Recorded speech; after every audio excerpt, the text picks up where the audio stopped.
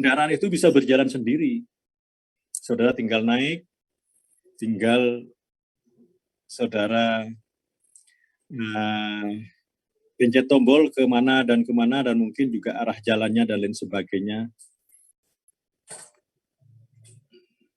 Karena nanti perusahaan yang memproduksi itu kendaraan, khususnya roda 4, itu akan dibantu sepenuhnya oleh teknologi komputer. Sehingga akan memberi kenyamanan bagi pemakainya. Sehingga nanti saudara dulu pernah nonton film Star Trek dan lain sebagainya, ya bisa saja nanti kalau negara kita sudah menggunakan teknologi 6G atau 6G gitu, maka bisa jadi kenyataan. Karena sekarang negara kita baru masuk 4G, dan dari 4G itu sudah terasa dampaknya. Berdagang sudah tidak perlu lagi repot-repot saudara ini, jadi jarak ini semakin dekat dengan teknologi, dengan penggunaan internet, sehingga dampaknya saudara dengan megang HP, apa yang saudara inginkan bisa terpenuhi dari rumah. Itu baru 4G. 5G nanti akan semakin bagus lagi tentunya. Dan yang karena 5G itu juga sudah sangat cepat pengiriman data. Kalau yang 6G sudah dicoba di negara Cina sana, menurut informasi tentu saja karena adanya berita, 6G itu sudah mulai dicoba di negara Cina sana. Jadi kalau saudara mengirim data 1 detik itu, jadi kalau saudara menggunakan komputer, saudara yang 1 tera kan, sementara komputer saudara kan jarang yang 1 tera, paling 500 kalau laptop. Misalnya katakanlah sudah 1 tera. Jadi isi 1 tera itu kalau penuh, dikirim oleh teknologi yang sudah menggunakan 6G, itu dalam 1 detik saja itu sudah terkirim semua data yang 1 tera itu. Bisa dibayangkan kecepatannya seperti apa. Karena sudah seperti itu, maka hal-hal yang berkaitan dengan operasional dan lain sebagainya bisa semakin baik tentunya, dan berdampak juga kepada kehidupan konsumennya, karena konsumen semakin dimanjakan, semakin dibikin suatu kenyamanan yang semakin baik. Itu dampaknya teknologi itu ke cara pengolahan. Jadi peralatan yang digunakan, bahan yang diolah, terus cara pengolahan yang lebih sederhana. Terus yang terakhir, dengan teknologi itu tentu saja terjadinya penciptaan mutu atau kualitas produk yang dihasilkan itu lebih baik. Jadi mutu itu atau kualitas yang mana itu akan menjadi sesuatu yang diharapkan oleh konsumen. Tentu saja manajer operasional dengan teknologi pasti diharapkan tentu saja mengenai mutu tersebut. Jadi penciptaan mutu atau kualitas produk yang dihasilkan itu lebih baik. Sehingga apa? Inspeksi dan pengendalian itu dapat dilakukan secara intensif. Jadi pengawasannya itu dan pengendaliannya itu dapat dilakukan secara intensif, secara terus-menerus. Karena berkaitan dengan penciptaan mutu dan atau kualitas itu. Kualitasnya harus terjaga. Jangan sampai teknologi sudah bagus, kualitasnya menjadi kurang terjaga dengan baik. Jadi itu perlu diperhatikan.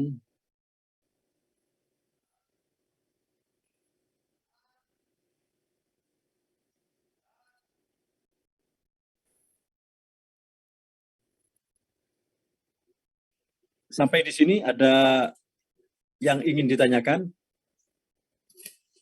Izin bertanya, Pak. Ya, Helmi.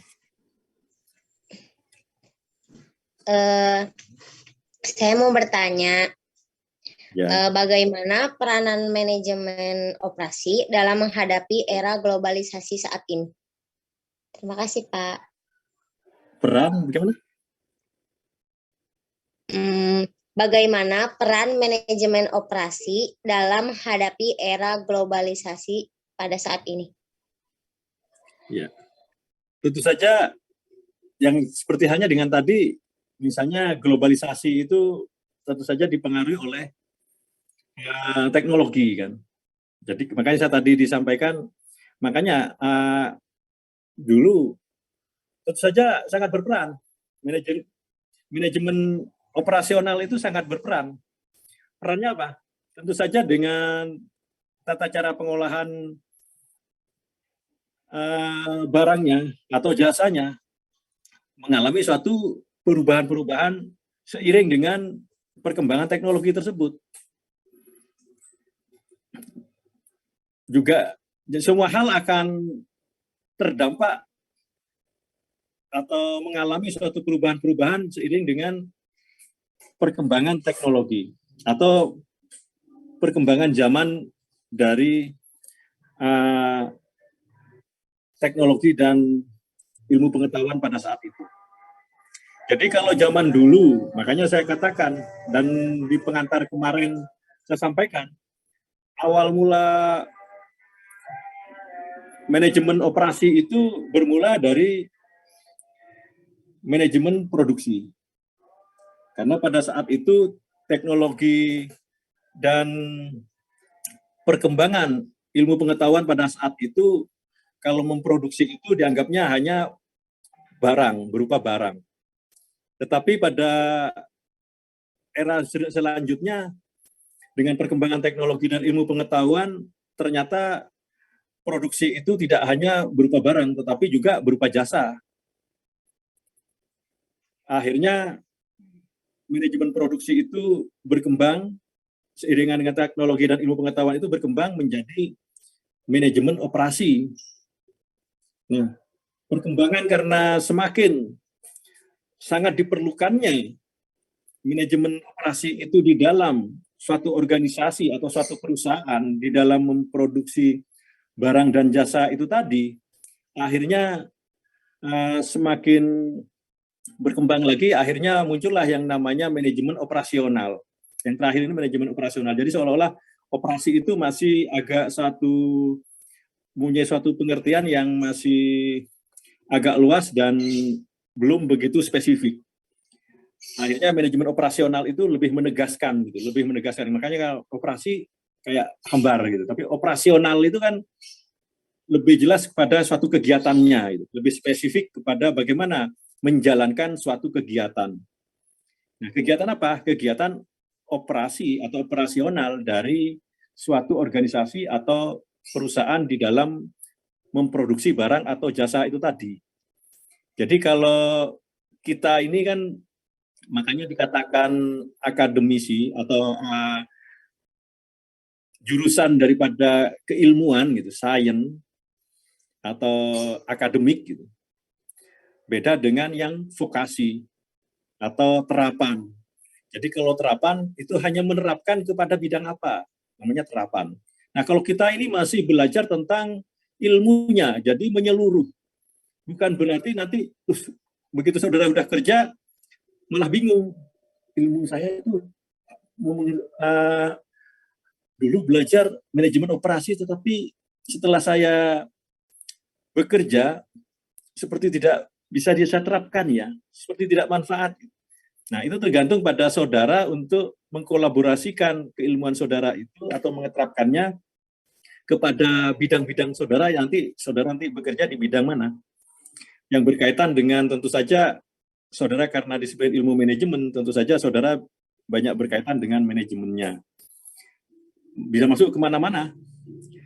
Dan saudara bisa saja misalnya menjadi manajer operasional misalnya.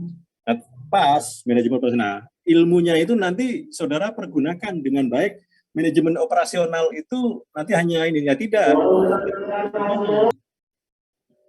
Bagaimana saudara itu mengkolaborasikan ilmu yang saudara miliki itu menjadi suatu bagian dari suatu pekerjaan yang bisa dilaksanakan secara utuh.